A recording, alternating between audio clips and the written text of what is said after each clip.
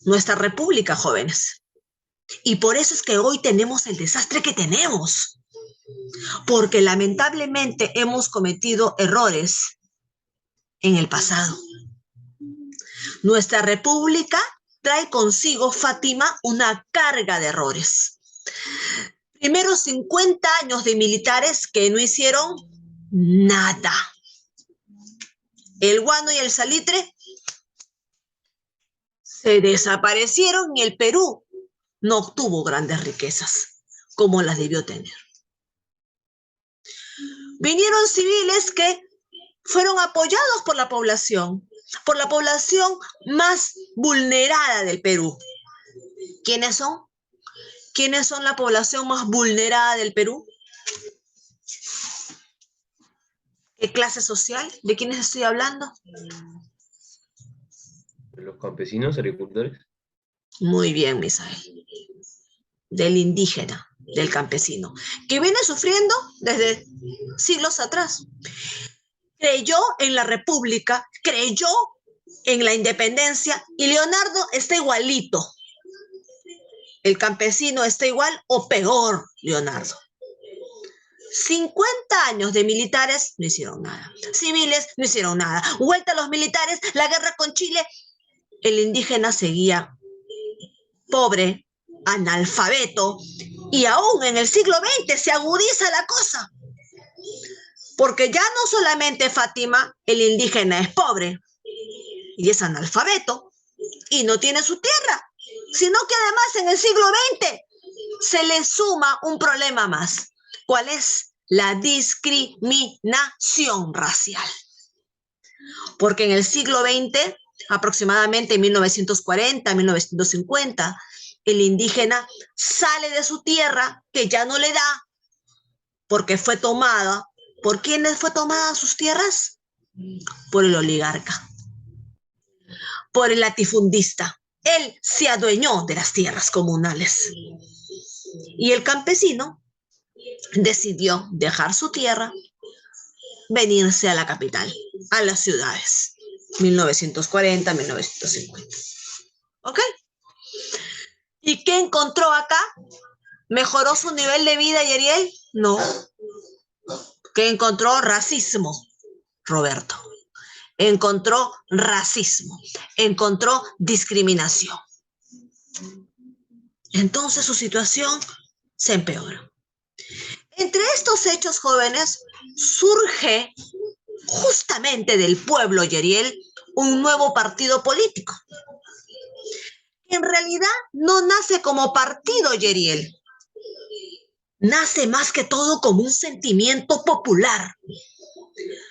Porque esos campesinos, Airi, esos campesinos que llegaron a buscar mejoras laborales en Lima, esos se juntaron con los obreros de Lima, de las fábricas de Lima, y se juntaron con los estudiantes sanmarquinos, esos medios revolucionarios, ¿no? Y hicieron una masa gigante del pueblo. De esa masa, Leonardo, campesinos, estudiantes, obreros, nace un sentimiento popular donde dice ya basta de civiles, de burgueses, de militares, estamos hartos. Y un líder surge justamente de las canteras sanmarquinas, ya, Víctor Raúl Haya de la Torre, ¿ok? Y lidera esta masa. Y se transforma en un partido político. ¿Cómo se llama este partido político que sale o que se inicia como un sentimiento del pueblo harto de la desigualdad?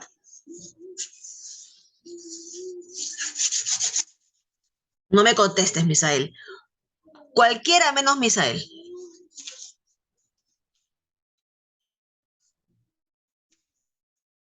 Porque sé que Misael me ibas a contestar, hijo, para que yo no me frustre como profesora, porque como profesora me frustro, sí. Pero ¿El no. APRA? ¿Quién contestó? ¿El APRA? Airi. El APRA, ya, el APRA. Gracias, Airi. No sé si lo hiciste como profesora o como madre, porque estaba a punto de cambiarme de profesión y de qué vamos a vivir, ¿no? De repente preocupada ella.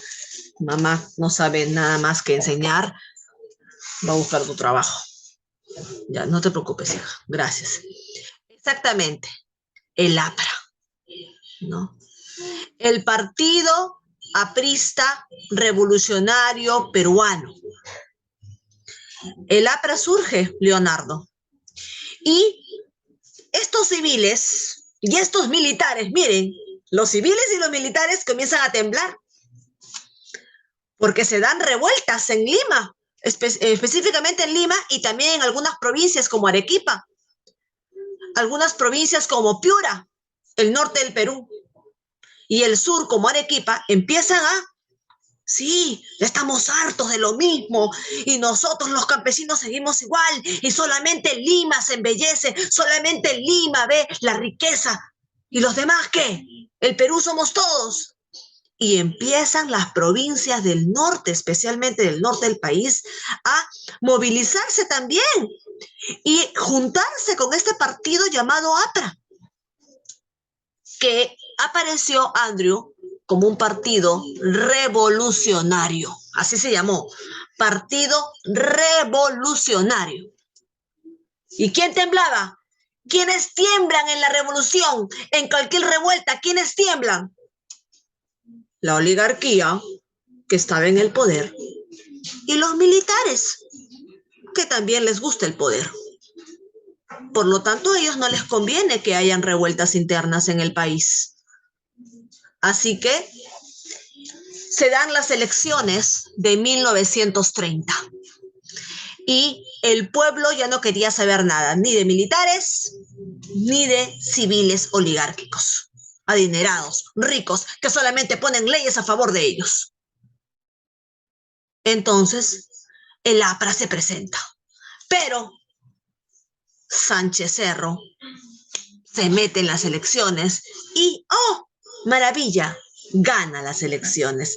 Sánchez Cerro, que es un militar, para evitar que el APRA llegue al poder. Así que hoy vamos a hablar justamente, jóvenes, sobre estos 10 años aproximadamente o un poco más, entre 1930 y 1940, ¿ya? Y ahí vamos a quedar en la historia, Yeriel, para pasar al plano geográfico. Luego con tus deditos, Yeriel, estoy mirándolos, tus deditos. Ya. Entonces, ¿quién falta? Nos falta Álvaro y nos falta Diego, ¿cierto? Álvaro, Diego, falta. Ya. No les avisen, ¿ah? No les avisen. Ya, porque ellos han tenido que estar acá hace media hora. Muy bien. Voy a pasar un video, creo que es este, sobre lo que se puede llamar el tercer militarismo. Ojo, jóvenes futuros participantes del examen de admisión. No sé si a San Marcos, a la Villarreal, a la Uni, no sé. Pero esto es pregunta de examen de admisión. El tercer militarismo. Hablamos de 1930. Hagan apuntes porque hay una tarea. Ya termina y el video es cortito. ¿Ya? Yo me imagino que han escuchado todo lo que he dicho. Porque lo que he dicho en el preámbulo les va a maquillar el contexto y poder entender esta década de 1930 a 1940, con el famoso tercer militarismo para que después ustedes hagan un trabajo en clase. Voy a compartir sonido. Ahora sí. Esta etapa surge porque hay muchas revueltas sociales, pequeños grupos sociales que fueron marginados durante la República Aristocrática y que fueron fuertemente reprimidos se van a levantar. Asimismo, las clases dominantes van a apoyar a los militares para que ellos puedan tomar el control del Estado. ¿Cuáles son los gobiernos que se desarrollan durante esta etapa? Tenemos el gobierno de Luis Sánchez Cerro, tenemos el gobierno de Óscar Benavides. Va a haber un grupo político que se opone a estos gobiernos. ¿Cuál es? El aprismo. ¿Sí? Los apristas, el movimiento aprista va a ser el principal opositor de estos gobiernos. Como tú sabes, Sánchez Cerro le dio golpe de estado a Leguía, pero Sánchez Cerro no toma el control inmediatamente, sino se va a establecer una junta de gobierno. Esa junta de gobierno tiene la finalidad de convocar a elecciones, pero antes de ello, el director del Banco de Reserva va a proponer la visita. Jóvenes, repito, van a hacer un mapa conceptual sobre esta década de 1930 a 1940. En ese mapa conceptual ustedes me tendrán que explicar cuál es el contexto antes de, ¿no? Y ya nosotros terminamos con el oncenio de Leguía, ¿no? Leguía, que es un presidente civil, lo acaba de decir también, ¿no? Lo acabo de explicar yo en el preámbulo, ¿no? Los civiles son, son sacados del poder por Sánchez Cerro, pero Sánchez Cerro, que es un militar que da golpe de Estado, ¿no? Al temer que llegue el APRA al poder, ¿no? Le da golpe de Estado a Leguía, pero antes de ello se da una junta de gobierno. Todos esos detallitos estarán en su mapa conceptual. De Kemmer, es decir, se va a establecer la misión Kemmer. ¿Para qué? Para buscar reactivar la economía mediante la protección del mercado nacional y establecer una reforma monetaria, para enfrentar las dificultades fiscales, monetarias que está enfrentando el Perú. Asimismo, para realizar un estudio económico y saber cuál es el problema, y así aplicar una serie de medidas que nos saquen de esta crisis. Asimismo, se da la creación del Jurado Nacional de Elecciones con el objetivo de fiscalizar la legalidad de los sufragios que se van a dar. Muy bien, tenemos el gobierno de Luis Sánchez Cerro. Luis Sánchez Cerro llega al poder porque gana las elecciones, unas elecciones legales, ¿sí? Donde gana a Víctor Raúl Haya de la Torre, pero los apristas dicen que hay fraude electoral. Ahora, ¿qué sucede durante el gobierno de Luis Sánchez Cerro? Él va a eliminar la ley de la conscripción vial, lo elimina. Se recuerdan que esta ley exigía, obligaba que las personas empiezan a construir carreteras. Sánchez Cerro lo va a eliminar. Asimismo, se promulga la ley de emergencia. ¿Por qué se promulga la ley de emergencia? Porque habían apristas que se oponían a su gobierno y también para enfrentar a sus opositores. Si tú puedes ver aquí, tenemos imágenes sobre cómo los soldados empiezan a enfrentar las rebeliones o levantamientos que ocurren. La ley de emergencia es lo mismo que ha pasado con la pandemia, jóvenes, ¿no? Sánchez Cerro se asegura de que no hayan revueltas internas, que no hayan levantamientos sociales, que el APRA no mueva a la gente, ¿no? Entonces Sánchez Cerro se asegura dando la ley de emergencia. ¿Qué es una ley de emergencia? Lo mismo que pasó con la pandemia. Todos en su casa, nadie se junta con otras personas, no hay reuniones, prohibido las reuniones, ¿no? Si te encuentran a ti con un arma y eres un civil, te vas preso, Sánchez Cerro agarraba y te encarcelaba. No valen los derechos, ¿ok? En un estado de emergencia no valen los derechos.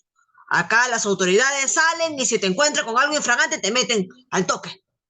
No te puedes reunir con otra persona ni nada. Entonces, eso fue lo que hizo Sánchez Cerro para asegurar de que el APRA no mueva a la gente. Dio el estado de emergencia o la ley de emergencia, es lo mismo. ¿Hasta ahí estamos bien?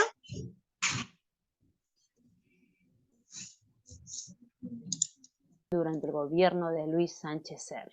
¿Qué más se produce durante el gobierno de Luis Sánchez Cerro? Se da la revolución de Trujillo. ¿Qué es la revolución de Trujillo? Durante este año 1932, un grupo de apristas van a tomar el cuartel llamado O'Donovan. Y aquí, al momento de capturar a los jefes que se encontraban ahí, a los oficiales, los van a asesinar. ¿Qué dice aquí? Los apristas toman un cuartel en Trujillo, iniciándose así el asesinato de jefes y oficiales del cuartel. Esta revolución va a ser reprimida duramente por el Estado. Para combatir a los apristas, el Estado va a tomar fuertes medidas. Los militares van a aplicar una sangrienta represión.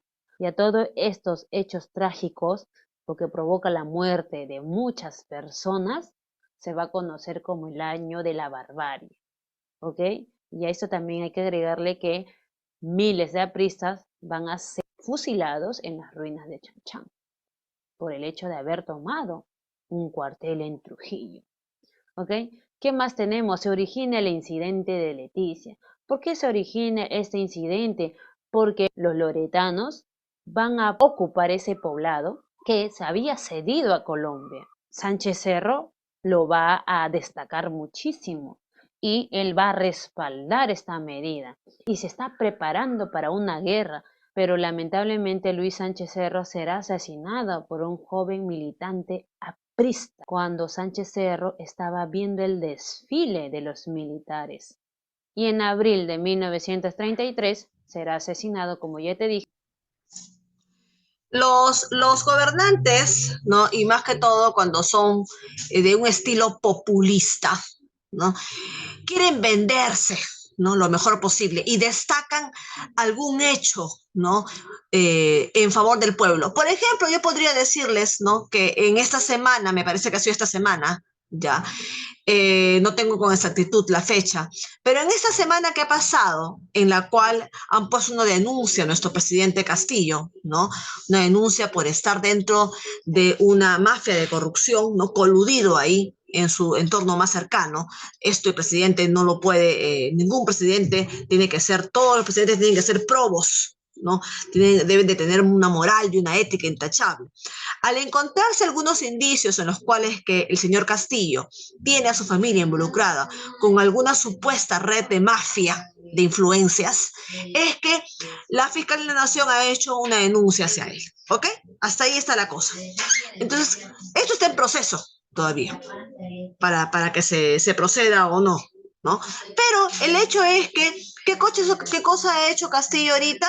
Le ha dado un premio, ¿no? De dinero a una ganadora atlética. ¿Se han enterado ustedes? Ha dado no sé cuántos soles de dinero, una cantidad fuerte, a una ganadora atlética peruana. Entonces, no es el momento para hacerlo de repente así tan público, ¿no? Pero ¿qué cosa quiere él? Tapar una cosa con otra. ¿Ok? Eso es típico en los presidentes, ¿eh? Populistas. Sánchez Cerro, ¿qué cosa quería? ¿No? Él quería desaparecer al APRA. Por eso es que utilizaba ciertos hechos para, como por ejemplo el estado de emergencia, para mandar a fusilar a muchos de ellos y desaparecerlos y desestabilizar al APRA. ¿No? Sánchez Cerro, ¿qué cosa es lo que hizo? Trató de recuperar Leticia, que era una zona que fue cedida a Colombia. Creo que fue cedida por Ramón Castilla, si no me equivoco.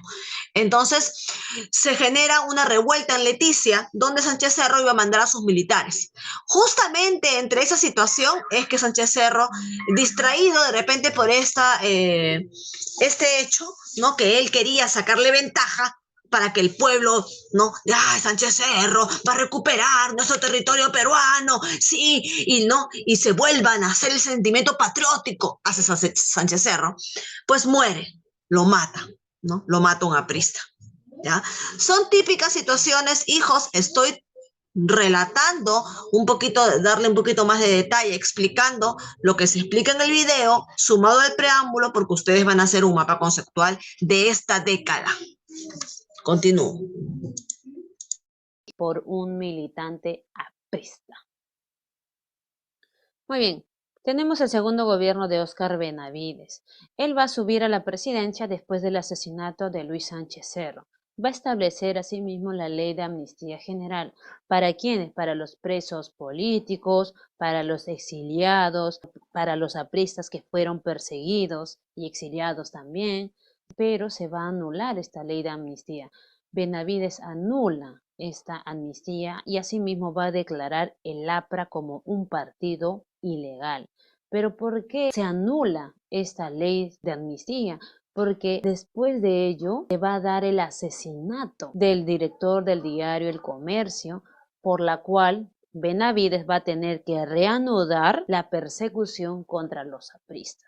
¿Cuáles son las obras que se dan durante el gobierno de Leguía? Se va a iniciar la construcción de la carretera panamericana, la carretera central, el Hospital Seguro de Obreros, entre otros. El gobierno de Óscar Benavides se extiende, porque antes de que termine su gobierno, se va a dar unas elecciones. En estas elecciones va a ganar Luis Eguiguren, pero esta victoria no será válida, porque este personaje, Luis Eguiguren, recibirá el apoyo de los apristas. Por ello,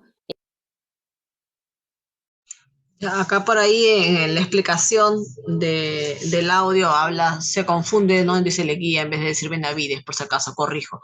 No, el siguiente gobierno que le sigue a Sánchez Cerro, porque es asesinado, es Óscar R. Benavides, que es otro militar, ¿no? Y que obviamente que tampoco quería que el aprismo vuelva a tomar fuerza en el pueblo por los movimientos sociales. Entonces empieza a hacer la misma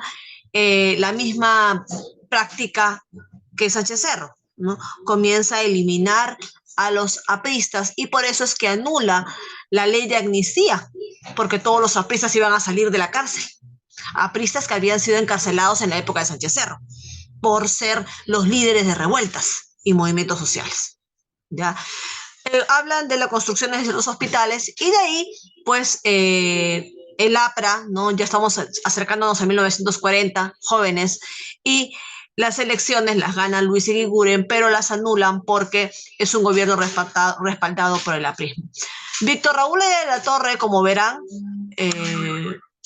fue un gran líder, ¿no? Llegó hasta provincias, llegó hasta México, llegó hasta Argentina, Chile, con el aprismo. El aprismo tuvo bastante aceptación en muchos países latinoamericanos. No fue un partido pequeño, por más que en realidad no fue un partido político institucionalmente formal, ¿no? Más que